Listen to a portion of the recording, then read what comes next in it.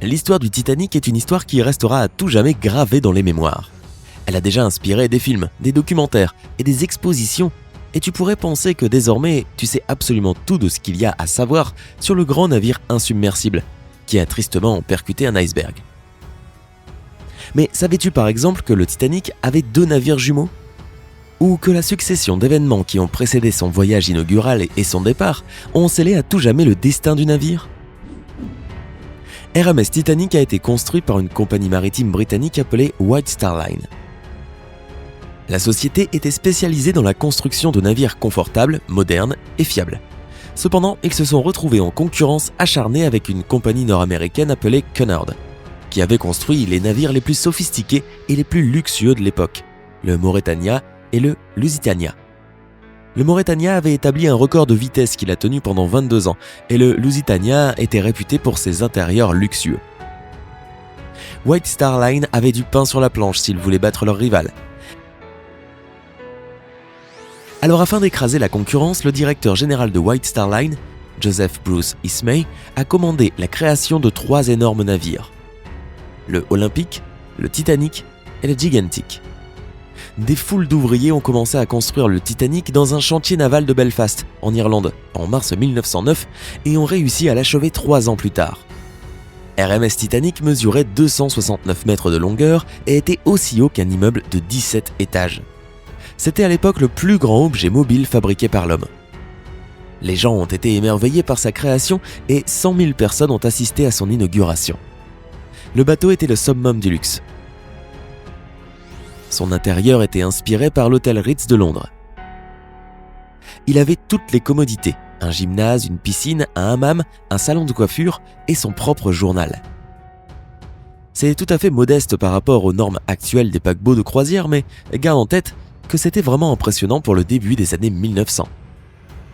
Le passager le plus riche était John Jacob Astor IV, qui avait une fortune nette estimée à environ 2 milliards de dollars selon les normes actuelles. Il voyageait avec son épouse. Il y avait aussi l'industriel Benjamin Guggenheim, l'héritière Margaret Molly Brown et le copropriétaire de Macy's Department Store, Isidore Strauss et son épouse Ida. Ils avaient payé une petite fortune pour leur voyage étant donné que les billets les plus chers valaient l'équivalent de 97 000 dollars d'aujourd'hui. La plupart des passagers cependant étaient en 3e classe. Ils étaient environ 700 et ils n'avaient payé eux que 20 dollars pour faire la traversée transatlantique. Le navire était immense, beau et très innovant pour son époque. Et pourtant, il y a eu quelques aléas logistiques qui auraient pu être évités. Le Titanic ne transportait que 20 canots de sauvetage qui, à eux tous, pouvaient accueillir 1178 personnes. Cela signifiait qu'il n'y avait des places disponibles que pour 1/3 des personnes à bord. Pour nous aujourd'hui, avoir assez de canots de sauvetage pour tout le monde semble une évidence. Mais le Titanic avait en fait 4 bateaux de sauvetage de plus que ce qui était exigé par la loi de l'époque. Peut-être que s'il y avait eu assez de place pour tout le monde, plus de 1500 personnes n'auraient pas perdu la vie. Même si tu demandes à un petit de 10 ans, il te dira exactement ce qui a fait sombrer ce navire gigantesque. Mais certains survivants demandent à être entendus. Voici l'une de leurs histoires et, surprise, cela n'a rien à voir avec un iceberg. Le publicitaire arménien Vaginat Bihurat avait 25 ans au printemps 1912. Il a décrit dans ses mémoires ce qu'il s'est passé lors de son voyage en direction de l'Amérique sur le bateau le plus connu du monde.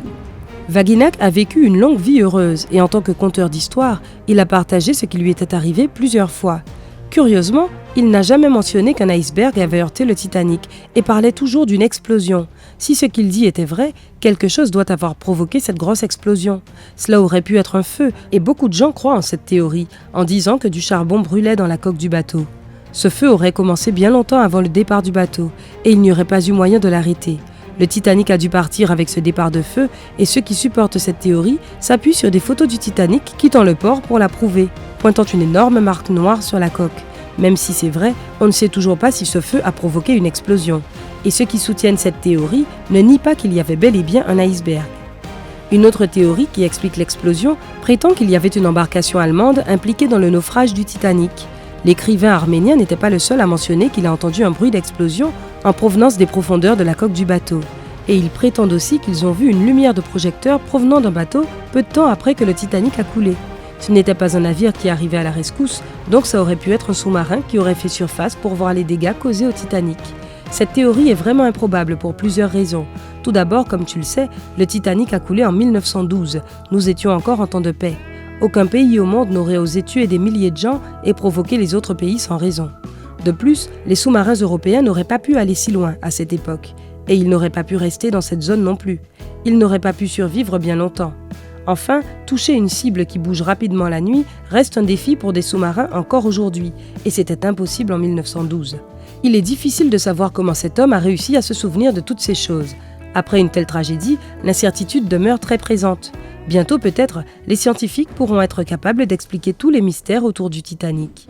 Si tu as vu le célèbre film de James Cameron de 1997, basé sur ces événements, tu te souviens peut-être que le personnage de Molly Brown a été l'un des premiers à sortir du canot de sauvetage pour essayer de convaincre le quartier-maître de revenir à la rame pour récupérer plus de survivants. Eh bien, Molly Brown a vraiment existé et de nombreux récits confirment son courage. Cette femme forte et altruiste a mérité le surnom d'insubmersible Molly Brown. Après le naufrage, elle a fait de son mieux pour attirer le plus de passagers possible dans les canots de sauvetage. Mais son action héroïque ne s'est pas arrêtée là. Même après avoir survécu à la catastrophe et avoir été sauvée par le RMS Carpathia, Molly Brown s'est réunie avec d'autres survivants de première classe pour mettre en place une organisation afin d'aider les survivants de deuxième et de troisième classe à répondre à leurs besoins fondamentaux. Elle a également fait campagne pour l'éducation des pauvres et le droit des femmes.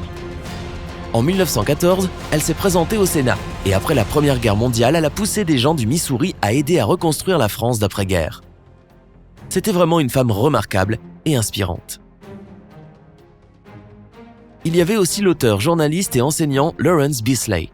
Ce dernier était un passager de deuxième classe britannique qui lisait un livre dans sa cabine lorsque le navire a heurté l'iceberg. Il a demandé à un steward ce qui se passait et celui-ci lui a assuré qu'il n'y avait rien à craindre. Heureusement, Bisley a décidé d'aller sur le pont A. Et comme il n'y avait ni femme ni enfant, on lui a dit de sauter dans le canot de sauvetage numéro 13, juste avant sa mise à l'eau. Plus tard, il a écrit un livre qui a eu beaucoup de succès, intitulé « The Loss of the SS Titanic ». Dans ce livre, Bisley parle de son expérience en détail. Violet Constance Jessop est une autre survivante. Elle n'avait pas prévu de travailler sur le navire, mais une amie l'a convaincue de postuler pour être hôtesse. Elle était dans sa cabine, presque endormie dans sa couchette quand le Titanic a heurté l'iceberg. Elle a immédiatement reçu l'ordre d'aller aider sur le pont. On l'a ensuite mise dans le canot de sauvetage 16 avec un bébé qu'elle a pris en charge. Après 8 heures de navigation sur l'océan, un autre bateau a sauvé les passagers de ce canot et le bébé a pu retrouver sa mère. Les compétences de Jessop en matière de survie ont été mises à l'épreuve une nouvelle fois lorsqu'elle était à bord du HMHS Britannic, qui a également coulé 4 ans plus tard en 1916. Ironiquement, c'était un navire jumeau du Titanic qui appartenait aussi à White Star Line. L'actrice Dorothy Gibson, plus célèbre que son rôle dans le film Saved from the Titanic, est en fait l'une des survivantes de cette catastrophe. Avec sa mère, elle rentrait aux États-Unis à bord du Titanic après avoir passé des vacances en Europe. Elle jouait au bridge avec des amis lorsque le paquebot a heurté l'iceberg. Elles se sont échappées ensemble dans le canot de sauvetage numéro 7 qui était presque vide. Mais elles ont failli à nouveau couler lorsque l'un des autres survivants a remarqué un trou dans le canot. Heureusement, ils ont pu le boucher avec des vêtements. Peu de temps après que Gibson soit arrivé à New York à bord du Carpathia, son agent l'a convaincue de jouer dans un film sur le naufrage du Titanic. Elle a écrit le scénario et lors du tournage, elle a porté les mêmes vêtements qu'elle portait la nuit de cette catastrophe. Le film est sorti seulement 1 mois après la tragédie. Par la suite, Dorothy a abandonné sa carrière d'actrice pour travailler au Metropolitan Opera. Elle a vécu ses dernières années à Paris. Quelle vie! L'une des conclusions les plus bouleversantes du naufrage du Titanic, c'est que cela a séparé des familles. Les frères Navratil, Michel, Marcel et Edmond Roger n'étaient que des bébés lorsqu'ils ont embarqué sur le Titanic avec leur père. Pendant que le Titanic était en train de couler, ce dernier a mis ses garçons dans le dernier canot de sauvetage en prononçant ces derniers mots. « Mes enfants, quand votre mère vous trouvera, et elle le fera, dites-lui que je l'ai profondément aimée et que je l'aime toujours. Dites-lui que je l'attends afin que nous puissions tous vivre ensemble en paix et en liberté dans l'autre monde. » Malheureusement, Michel et Edmond ne parlaient pas du tout anglais, et il a donc été difficile de retrouver leurs proches. Leur mère a fini par les voir dans le journal et la famille a été réunie 1 mois après le naufrage. Les frères ont grandi et ont vécu des vies différentes.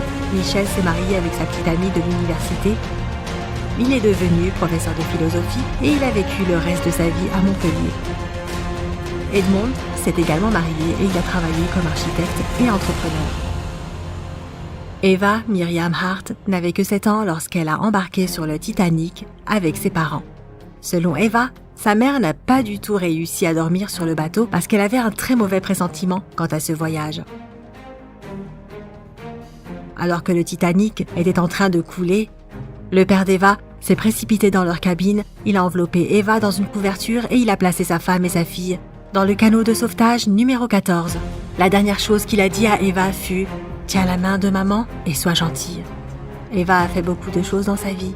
Elle fut chanteuse en Australie et elle est devenue une fervente activiste quant à son expérience à bord du Titanic.